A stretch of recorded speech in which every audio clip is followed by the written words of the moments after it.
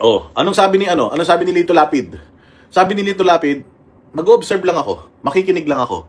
Pag bobo ka, ganun ka, makinig ka na lang. O wag ka nang magsalita. O wag ka nang umepal. Pero at least si Lito Lapid, hindi siya epal katulad ng ibang mga senador na ang tatanga naman, katulad yan ni Gatchalian, katulad yan ni Tito Soto, mga bobo man yung mga yan. O di ba? Ngayon, na-expose si Gatchalian, na-expose din yung mga congressman. Umpisang araw pa lang, ang dami nang na-expose dito. O, una, na-expose na si Win Gatchalian, hindi siya karapat-dapat na Senate President. Na-expose sa si Win Gatchalian, walang kapasidad. Na-expose sa si Win Gatchalian, hindi niya kayang magdesisyon. Na-expose sa si Win Gatchalian ay para lang siyang waling-waling.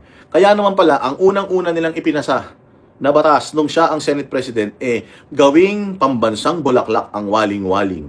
Dahil magigilang pala siyang palamuti diyan sa Senado. Tama nga yung sinabi ni Banat Bay na para siyang naging altar boy. Maraming salamat kay Kabakalid Wardanan. Salamat sa iyo mabuhay ka. Nagmukha siyang altar boy. Ano ba yung altar boy? Di ba yan yung pare? Yung pare, siya yung nagmimisa. Yung mga nasa gilid niya, yun yung mga altar boys. Mag-aabot sa kanya ng ostya, mag-aabot ng libro, taga-buhat ng libro niya, taga ganun ng mic, di ba? Taga-tanggal nung sa kanyang sutana, taga-suot ng sutana niya, di ba? Taga-kabit nung sombrero ng pare, di ba? Ganun ang ginawa ni Gatchalian. Oo, ganun ang ginawa ni Gatchalian. Umupo lang doon sa tabi ni Chis Escudero, tapos nagsusulat kunyari. Putang ina, wala man sinusulat yung ulol na yan. Wala mang alam yan pero nakita mo kung gaano agaling si Chis Escudero O nakakainis-inis tayo kay Chis Escudero dahil tinrider niya yung grupo ni Cayetano. Pero kung titingnan mo how he's handling yung unang araw kung paano niya hinandle yung hearing, putang ina, feeling ko hindi nila mahahawakan sa legit to si Chis Escudero. Feeling ko lang hindi ako sure, pero feeling ko lang hindi nila mahahawakan sa legit to si Chis Escudero kasi nakasalalay diyan yung reputasyon ni Chis Escudero. Isa yan sa mga reason kung bakit ayaw ni Gatchalian na mag-preside diyan kasi unang-una malalaman na bobo siya. Pangalawa, malalaman kung bakit iniwan siya ng syota niya at pinagpalit siya sa ibang lalaki. Oo, hindi ko alam kung baka ganito lang yung kanya o yung sa ipinalit sa kanya baka dalawang dangkal kaya siguro siya pinagpalit. Pero pero may expose talaga yung kabubuhan niya O kasi pagka ganyan, usapang abogado, kailangan talaga abogado yung nagdedesisyon lalo na yung mga motion katulad no. Gusto nung oposisyon na ipatawag yung nasasakdal. Sabi nung abogado ni Inday Sara, wala naman sa rules. Yung rules na sinight niya, yung 3 rules na sinight niya, wala doon na sinasabi na kailangan umattend personal netong pinoprosecute. Nakalagay doon sa rules na yung kanyang depensa, yun ang kanyang representasyon. Therefore, okay lang na kahit physical wala siya diyan. Pero sa pamamagitan ng aming representasyon bilang mga abogado niya, parang nandirito na rin siya. Kasi hindi mo naman kailangan kasi ganito yan. Yung burden of proof. Nasa nag-a-accuse yan. Sino ba yung nag-a-accuse? Yung mga congressman. Inakusahan mo si Inday Sara na kurakot siya. So dapat ikaw magpakita na kurakot siya. At ako bilang representante ni Inday Sara, lahat ng ebidensya ninyo, tatapatan ko ng ebidensya. Tatapatan ko, na mali yung sinasabi mo. Hindi na kailangan si Inday Sara dun. Mga bossing. Unang-una sa lahat, political man ito. Political lang ito. Wala namang kulong to Kapag ka na-impeach naman si Inday Sara, hindi naman siya makakukulong So, nasaan yung sinasabi ninyong accountability, transparency? Kung talagang gusto niyo ng accountability, dapat nagsampa kayo sa kaso ng mga nagsampa kayo ng mga plunder case sa kanya. Hindi ba? Hindi. Impeachment yung ipinasa ninyo. Itong impeachment na ito, mananagot ba si Inday Sara sa impeachment? Hindi. Kasi kapag natalo siya, na-impeach siya, matatanggal lang naman siya sa posisyon. Hindi naman siya makukulong. Makukulong pa lang siya kapag sinampahan na siya ng plunder sa Sandigan Bayan. Bakit hindi nyo na lang isinampa dun sa Sandigan Bayan kung gusto nyo pala talagang managot si Inday Sara? Kasi nga, ang gusto lang talagang mangyari nito mga congressman na ito, lalong-lalo na yung mga nagpopondo sa mga buwakan ng ina nito, gusto lang talaga nila si Inday Sara, masira ang kanyang pangalan para hindi siya manalo sa eleksyon. Yun lang naman yun. At saka, ito pa isa. Prosecution evidence.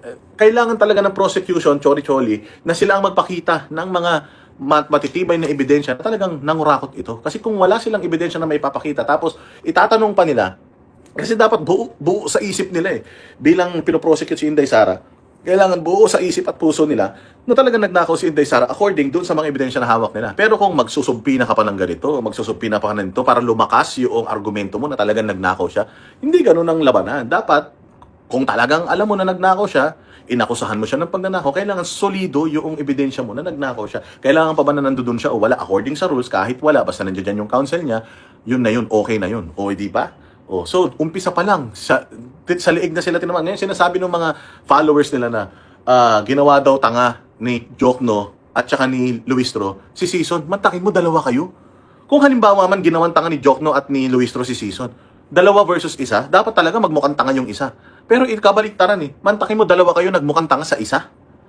Isang tao lang, yung kaharap ninyo, putang ina, wala kayong mosyon na lumusot unang araw pa lang. So diyan pa lang makikita mo na talagang hindi nyo alam at hindi nyo naiintindihan yung batas, hindi ba? Oh, pero itong impeachment na to, wala to. Hindi na to kasi ang una pa lang kinlaro na kagad ni Chis Escudero. Una pa lang kinlaro na ni Chis Escudero na ang nakalagay sa batas, majority of all its members, 24 na senador. Ang isang senador, mawawala lang siya dun sa 24 kung nag-resign siya. Rosanes Panola. Hindi pala Panola. Rosan Espanola. Maraming salamat sa iyo sa iyong sa iyong 10 Hong Kong dollars. God bless you. So, going back. Nasa na ba ako? Ano ba 'yung sinasabi ko? Na-distract ako. Ayun yung impeachment. Mawawala ka lang bilang isang senador kapag ka namatay ka, nag-resign ka, or na-expel ka. 3 lang. Kahit isa sa mga yon, wala si Marcoleta, si Bato, at saka si Jinggoy. Si Jinggoy, suspended lang siya. Pero hindi ibig sabihin na you're suspended, hindi ka na senador. Hindi po ganun yun. Kahit suspendido ka, senador ka pa rin. O, di ba? Hindi ka inaalis bilang isang senador. Therefore, kumpleto pa rin yung 24 nila. Nakakulong lang yung 3 or wala lang yung 3, pero senador pa rin sila. So, boboto pa rin sila at kailangan pa rin silang bumoto. Kung hindi man sila makaboto, sabi nga nila kapag hindi nakaboto ang isang senador, automatic na no na kagad yun. No na kagad yun. Halimbawa, meron tayong botohan. Nag-abstain ako. Abstain, ibig sabihin hindi ako bumoto. Ang bumoto ng yes or no ay sila lang. Alam mo ba na yung abstention parang no na din yun? Parang X na din yun. Ayaw mo lang na bumoto ng yes or bumoto ng no, physical, pero automatic na yung hindi mo pagboto ay no na kagad yun. So, 3 kagad yung magiging no. 3 kagad yun. Senator Bato, Jinggoy, at saka si Marcoleta. 3 kagad. Ilan lang ba ang kailangan para sa no? Kailangan mo lang ng 9 para sa no. O di 6 na lang yung bubunuin. Ilan yung kabila? Yung kabila, meron silang 9 Di ba? 9 ba o 10? O at least, mga ganun. Meron silang 10. Kung lahat yung 10 na yun, bumoto ng no, tapos na tong tapos na tong impeachment ni Inday. Ito nga kahit nga yung majority nila na 13, yung majority na 13 na mga senador, hindi naman lahat yan boboto sa impeachment ni VP. Ang boboto lang man sa impeachment ni VP dyan, si Kiko Pangilinan, si Bam Aquino, si Risa Ontiveros. Yun lang naman ang boboto. Bakit sa tingin nyo si Tito Soto boboto yan sa impeachment? Hindi. Alam ni Tito Soto yan na malapit na yung 2022, ng 2028 at pag nating ng 2028, si Inday Sara magiging presidente. Alam na ni Lacson yan na si Inday Sara magiging presidente. Alam na nila lahat yan, lalong-lalo na yung mga yung mga tawag din ni re-electionist. Alam nila yan na mapapahamak sila dyan. Kaya sigurado ako, yung 13 nila hirap na hirap silang makakuha. Lalo pa kaya yung 16. At kung sinabi dito ni Chis Escudero, umpisa pa lang na all of its members, ibig sabihin 16 ang kailangan nila para makonvict si Inday Sara. Napaka-imposible na kagad noon. Kaya nga yung 7 months na yan ang gagawin nitong mga tarantadong congressman na ito. Sisiraan na nila ng sisiraan si Inday Sara. Para bumaba yung kanyang chances na manalo sa 2028. Pero malabo na yun. Inaantay na lang ng taong bayan yan. Kung makikita ninyo yung mga taong bayan, di ba may mga rally? Hindi na masyadong uma-attend yung mga taong bayan sa rally. Kasi nakatiis nga ang taong bayan ng 4 na taon Nakatiis nga sila ng 4 na taon na panghahayo, panghuhudas na ito ni Bongbong Marcos Ano pa kaya yung 1 taon na aantayin lang nila para iboto nila si Inday Sara bilang presidente sa 2028? Kaya yung mga tao ngayon, parang kahit na anong rally mo, malapit naman nang matapos, na lang natin, antayin na lang natin na matapos. Ganun ang ginagawa nila hindi ba? So, 2028, alam na natin na si Inday Sara na yan. So, malabo na yan. Kaya nila ito papahabain itong impeachment na ito. Ang gagawin ng mga congressman dyan. Kasi nga, hindi na sila makakapag-grandstanding dyan. Kapag yung isang congressman na grandstanding dyan, sasabihan siya kagad ng mga senador na hindi ko kailangan niyang mabubulaklak na salita mo. Maraming salamat kay Carlo Morales. Mabuhay ka dyan sa Amerika, ha? God bless you. So sasabihin ngayon nito ni hindi ko kailangan yung mabubulaklak na salita mo. Sagutin mo lang yung tanong. Gagawin lang siya ng mga senador dyan eh. So hindi makakapag-grandstanding etong etong mga senador. Boss Dada, tuloy-tuloy lang. Salamat sa iyo kay OIO Pinoy TV. OIO ba yan? Pinoy TV. Maraming salamat sa iyo dyan sa Australia. Oo, mabuhay, mates. So, alam mo yun, wala na to. Yung mga congressman gagawin nila dyan, babanat ng babanat dyan sa, sa interview. Sa social media, doon na babanat yan. Kapag napahiya sila dyan sa hearing, sasabihin nila, lahat sila sabay-sabay sasabihin na, ang galing ni Luis Tro, ang galing ni Jokno, ang galing ni ganito. Ganun ang gagawin nila dyan. Pero, ang ina naman, lolokohin nyo pa kami. Sinasabi na itong mga ulul na mga follower nila, katulad nito nila Falsis na, ang galing daw ni Luis Tro. Anong magaling si Luis Tro? Putang ina, puro laway lang, nakakadiri. Diyos ko, nakakadiri. Sa totoo lang, kinikilabutan ako nung pinapanood ko. Putang ina, ang dami nung laway niya. Ba't? Ako naman nagsasalita naman. Kanina pa ako nagsasalita, oh. Wala naman ako laway dito. Oh, bakit siya? Puro laway. Putang ina, ang baho, no? Yung tsura nito ng Luis Tro, nakakadiri.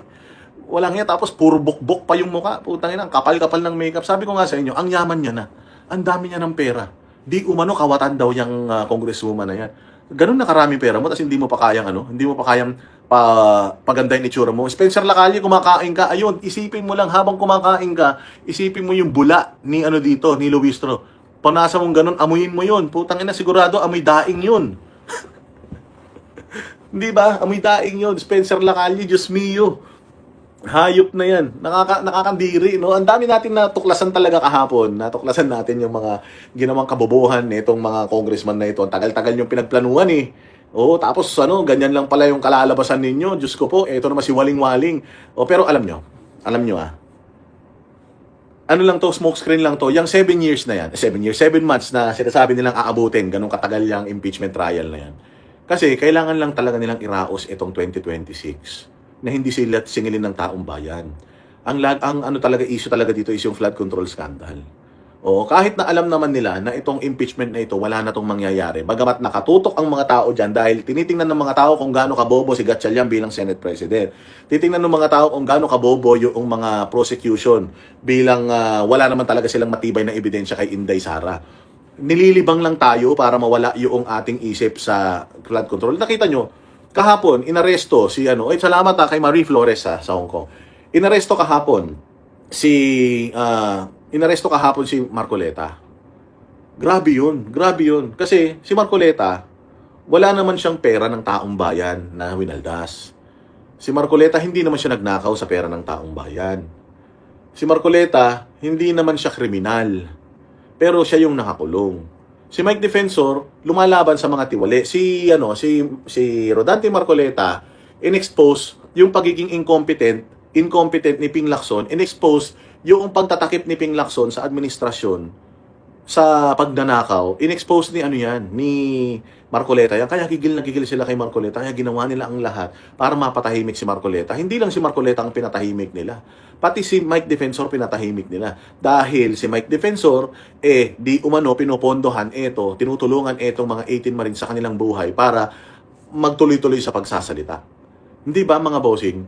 Silang dalawa na nagsasalita, silang dalawa na lumalaban sa corruption, nakakulong na ngayon. Nakakulong sila dyan sa Payatas City Jail, sa may Quezon City Jail. Grabe daw dyan. Grabe ang hirap na dadanasin mo dyan. Kaya nga, kahapon yung picture ni Rodante Marcoleta na umiiyak siya. Umiiyak ba siya dahil masama yung loob niya sa nangyari sa kanya? Palagay ko kaya umiiyak si Rodante Marcoleta kasi alam mo yun na kawawa ang bayang Pilipinas dito sa mga hayop na mga taga-gobyerno na ito. Na yung batas na kanyang ipinaglalaban, kasi abogado siya taong batas siya yung batas na kanyang ipinaglalaban, yung mismo yung inabuso para siya ay makulong. So, ganito ang sitwasyon natin ngayon sa Pilipinas, mga bossing. Gamitin natin lahat ng to as motivation para pagdating ng 2028 elections, bumoto tayo ng mga tao na alam natin na ipaglalaban tayo. Huwag tayong pumayag. Kung ngayon nakikita nyo, di ba? Nakikita nyo ngayon na yung mga senador, yung gobyerno, gumagawa ng kabulastugan, walang nangyayari. Kasi ganito, nagnanakaw, walang nangyayari.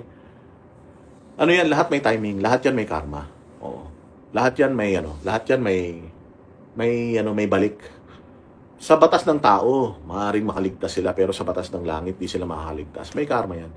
At yung karma na tatanggapin nila, mga bossing, tandaan ninyo, hindi lahat ng mga perang kinuha nila, hindi yan kayang pahabain yung mga buhay nila. At ultimong yung mga pamilya nila na makikinabang dyan sa pera na ninakaw sa taong bayan, maniwala kayo, lahat ng yan magiging miserable buhay ng mga yan. Kaya marami kasi na-frustrate eh. Meron